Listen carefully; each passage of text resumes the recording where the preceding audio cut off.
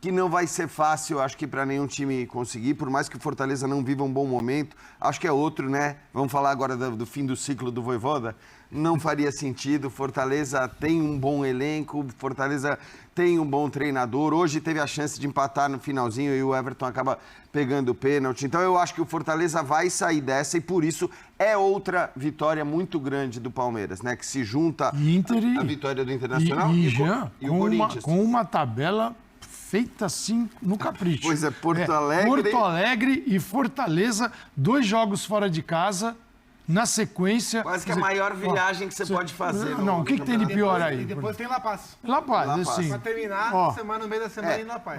Parabéns. Você vê que o Abel nem leva o Paulinho para Fortaleza. Ele deixa o Paulinho trabalhando em São Paulo e acho que talvez, né, dado o calendário e essa loucura de viagens e tudo mais, ele vai fazer isso outras vezes com outros jogadores, deixar alguns parados em São Paulo para depois fazer viagens mais curtas, porque realmente o Calçade acho que destacou bem, né, uma tabela bem complicada para o Palmeiras nesse início, mas o Palmeiras consegue 2 vitórias gigantes que a gente pode colocar também junto com a vitória diante do Corinthians, que é o derby, que tem o peso que tem, então é um ótimo começo de fato. Achei que a atuação hoje ela foi inferior à atuação que a gente viu contra o Internacional, porque contra o Internacional, no primeiro tempo, o Palmeiras tinha sido, acho que, indiscutivelmente superior ao Inter. E hoje, ok, as principais chances no primeiro tempo foram do Palmeiras, né? Uma com o Estevão, a outra com o Facundo. Mas não é que o Palmeiras tenha jogado da maneira que jogou contra o Inter, tendo até o volume que ele teve contra o Internacional. Achei que foi um jogo abaixo em relação ao último. Mas, gente, isso vai ser normal. Ainda que tenha jogado melhor do que o Fortaleza. Sim, melhor. Menos do que contra o Inter, mas melhor do que o adversário. Exato, porque o Fortaleza não conseguiu criar as chances que o Palmeiras criou no primeiro tempo. Foi melhor do que o Fortaleza, sem dúvida nenhuma, mas abaixo em relação ao jogo contra o Inter, e acho que é normal. Ninguém vai jogar no mais alto nível o tempo todo, então é uma vitória enorme, mais um começo muito bom de Campeonato Brasileiro. E agora, enfim, tem Bolívar na Bolívia, né? Não é também uma partida fácil. Depois tem o jogo contra o Bahia aqui em São Paulo, que é um jogo em que, teoricamente, o Palmeiras é favorito. Então pode ser realmente um início muito bom, com mudanças feitas pelo Abel, né? Giai agora como zagueiro pela direita ali, acho que se confirmando nessa posição. Ele era a terceira opção, ou quarta opção para essa posição, né? Atrás do Marcos Rocha, do Mike, do Fux, e ele acaba ganhando esse espaço, o Felipe Anderson crescendo de produção, enfim, depois a gente vai falar mais do jogo, mas acho que para a abertura é interessante destacar o tamanho dessa vitória contra o Fortaleza, que é ainda um grande time e que acho que vai se recuperar no Campeonato Brasileiro. Quando a gente começa a ver aí os melhores momentos, os gols, né? O gol do Facundo Torres ali depois do cruzamento do Rios, antes de dar boa noite também para o Gustavo Zupac e para o professor Celso, queria lembrar que dos 5 primeiros jogos, aliás, nessas 5 rodadas, 5 jogos do Palmeiras, ele venceu 3 fora de casa. A gente esqueceu de citar o jogo do Sport, que teve polêmica, tal, aquele pênalti no Veiga, mas o Palmeiras ganhou do Sport, do Internacional e do Fortaleza fora. Ganhou do Corinthians em casa e empatou o primeiro jogo com o Botafogo, também na sua casa. Boa noite, Gustavo Zupac. Boa noite, Abel. Boa noite, companheiros. Boa noite a todos. Você abriu, né, o bloco anterior, né, antes do intervalo, falando em 4ª vitória consecutiva no Campeonato Brasileiro. Pode somar mais as 2 da Libertadores, contra o Cristal fora, contra o Cerro em casa. São 6 vitórias seguidas. Pode somar o empate do Botafogo e o empate na final do Paulista. São 8 jogos de invencibilidade. Aí teve a derrota na ida para o Corinthians no Paulistão. É a última derrota, então? É a última derrota e antes disso foi perder lá atrás. Nos últimos 19 jogos, só essa derrota para o Corinthians no jogo da ida do Campeonato Paulista. Isso e dentro que o Abel não serve para ou não servia para alguns. Dentro desse pacote, assim, acho que a primeira metade dessa série invicta com um desempenho ainda irregular, né? O time jogando menos, ele tentando encontrar a melhor formação, tentando tornar o time mais coletivo, mesmo tendo o Estevão pela direita e o time quase todo inclinado para lá. Mas os últimos jogos mostram, além do desempenho, além da manutenção de um resultado muito forte, um desempenho sólido, se não sempre brilhante, como foi no primeiro tempo contra o Corinthians, no primeiro tempo contra o Internacional, né? O segundo tempo dos jogos um pouco menos hoje, mas um desempenho muito consistente e muito sólido. Eu acho que essa é a marca. O Palmeiras começa forte o Campeonato Brasileiro com alguma característica que esse time do Abel já teve com outros elencos, e é isso que me chama a atenção. E os amigos falavam, você também citava, né, Abel, sobre o Abel, o teu xará, não servir mais.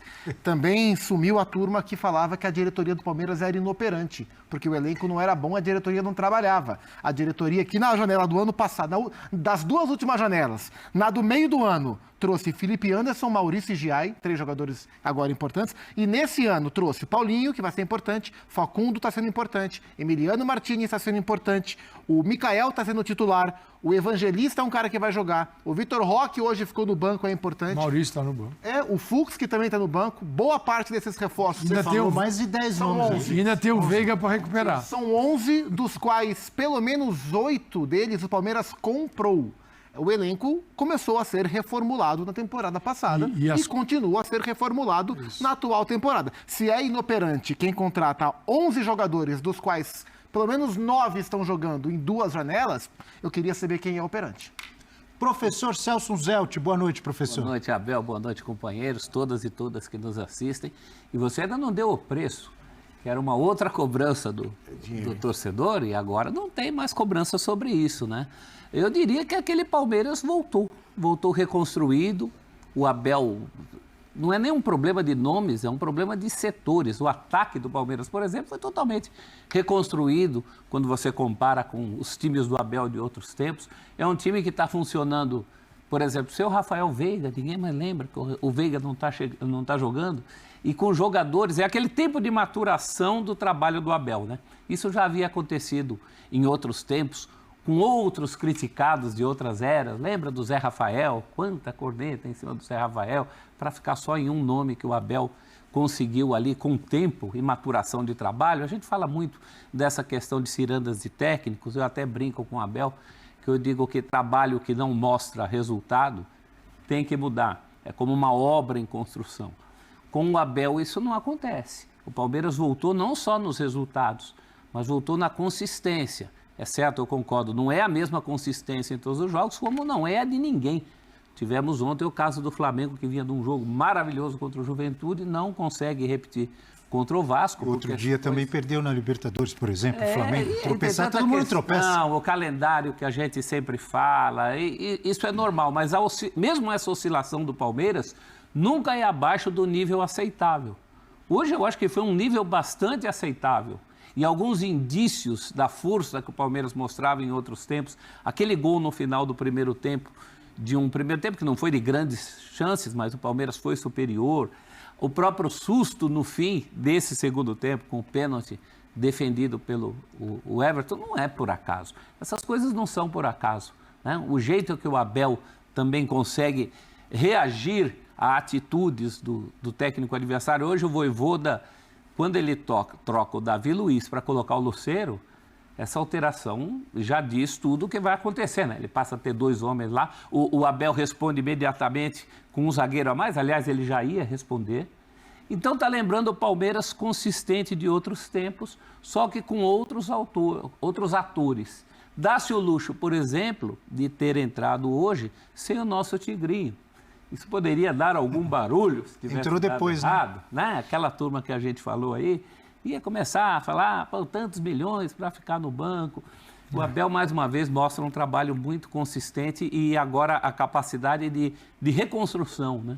Isso é muito importante. Essas vitórias fora de casa, vitórias de peso contra adversários de peso, é um início de campeonato, muita água vai rolar debaixo dessa ponte, mas até aqui é um início de campeonato incontestável. Por falar em o Palmeiras voltou, que foi a expressão que você usou, professor Celso. Eu estava até ali na redação assistindo o jogo ao lado do Jean. O primeiro gol me chamou a atenção, acho que não era com o Jean, era com o Zupac. Desculpa, era o Zupac que estava ali ao meu lado. Um gol de bola parada, né? Que não é nenhum demérito. tem que ser elogiado, um time que faz muitos gols de bola parada, na minha opinião, porque treina muito, né? E aí tem gente que de repente pode falar, mas foi sorte, a bola não era para chegar no Facundo. Eu fiquei com a impressão que, ele cruzou para a bola ir ali no meio da área. Talvez, eu não sei se é o Emiliano que tenta fazer o gol primeiro, e acaba não acertando o chute, enfim. Se o Palmeiras voltou, os gols ali de escanteio, de falta, continuam acontecendo. E assim, as jogadas de construção, como a bola a bola para o Estevão no primeiro lance, que aliás o Bandeira tinha marcado o impedimento no campo de defesa. Uma coisa maluca, né? Pelo amor de Deus. Uma coisa é impedimento duvidoso, outra coisa é marcar um impedimento no campo de defesa. Mas essa bola poderia ter entrado, o Kusevich tirou em cima da linha. Depois uma jogada muito boa do Giai, que estava alto ali, né? Roubou a bola perto da meia-lua e serviu muito bem o Facundo, que quase marcou. Então, e o Davi Luiz salvou também, bem similar ao gol do Giai, ao lance do Kusevich, aliás. Poderia ter saído antes o gol, né? E o curioso é que a cobrança de falta vem da esquerda e o gol é do Facundo, e a chance anterior também foi do Facundo, mas no primeiro tempo, onde o lado esquerdo do Palmeiras quase não jogou.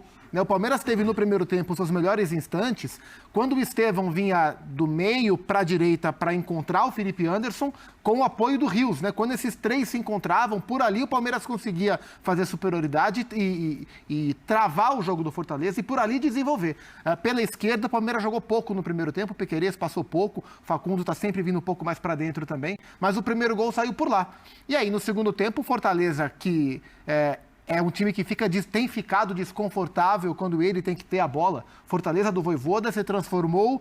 Antes era um time camaleônico, mas da última temporada para cá é um time que joga de maneira reativa, com pouca posse, se não é o que menos tem, é o que segundo menos tem durante todo o campeonato. E aí o Palmeiras, com vantagem, chamou o Fortaleza veio e ficou exposto. O segundo gol do Palmeiras é um claro instante onde a exposição do Fortaleza teve o seu preço pago ali, quando o Flaco ficou mano a mano com o Davi Luiz. E aí eu acho que tem que fazer elogios ao Flaco, porque o Flaco Lopes muitas vezes é criticado com justiça por erros técnicos que ele comete, como qualquer jogador comete, mas esse lance, se é o Vitor Roque que faz o gol que o Flaco fez, ele seria extremamente elogiado pelo gol de centroavante marcado. E o Flaco foi muito feliz no pentear da bola e no tacada de sinuca que ele deu para matar o João Ricardo. E acho que sobre esse desconforto que o Zupac falou, que o Fortaleza tem agora quando ele tem que mandar no jogo e ter a bola, me parece que também essa foi um pouco a ideia do Abel.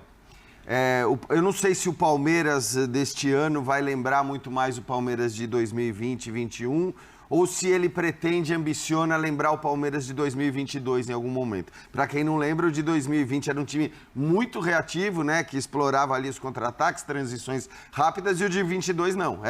Acho que foi o melhor Palmeiras do Abel, aquele que jogava, mandava nos jogos, tinha a bola o tempo todo, criava muitas chances e tudo mais. A gente não sabe qual vai ser, qual é a ideia do Abel. Agora, hoje, me pareceu que até mesmo em relação ao jogo contra o Internacional, o Palmeiras foi um Palmeiras que estava contando muito mais com os contra-ataques, com as transições, tanto que as duas grandes chances no primeiro tempo surgem dessa maneira, né, no contra-ataque com o Estevão, que o Zupac citou, depois naquela jogada com a chegada do Facundo. Então é um Palmeiras que hoje se comportou dessa maneira. Acho que depois do gol do Fortaleza talvez tenha até exagerado nisso, né?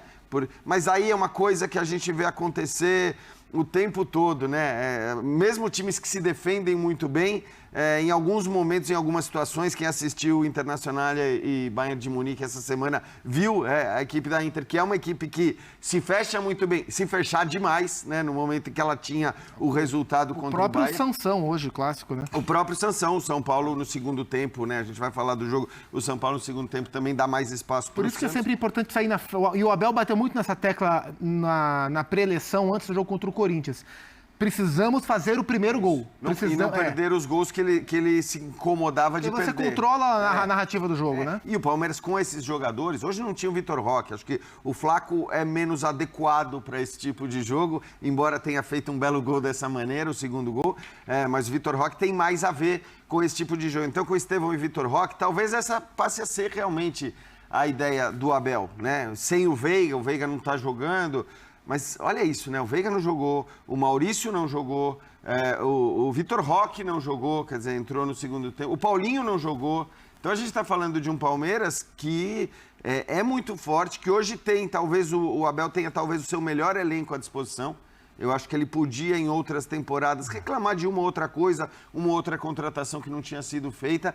Agora ele tem os caras, ele tem os nomes, ele tem Vitor Roque, ele tem Paulinho, sobretudo esses dois, e tem muitas possibilidades para montar o time. E acho que fez isso.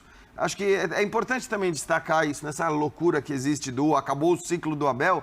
Ele é um cara que é inquieto, que quando sente que precisa mudar, ele muda e mudou para os 3 zagueiros de fato, né? Muda sem pudor, ou sem medo, ou sem vergonha, não sei qual é a palavra, de tirar ninguém. Isso. Se tiver que tirar, tira Dudu. Se tiver que tirar cara grande, Tira, ele tira cara A grande. impressão que eu tenho é que a hora que o Veiga tiver bom do ombro, o Veiga volta no banco. Eu acho que sim. Se o time tiver nessa forma,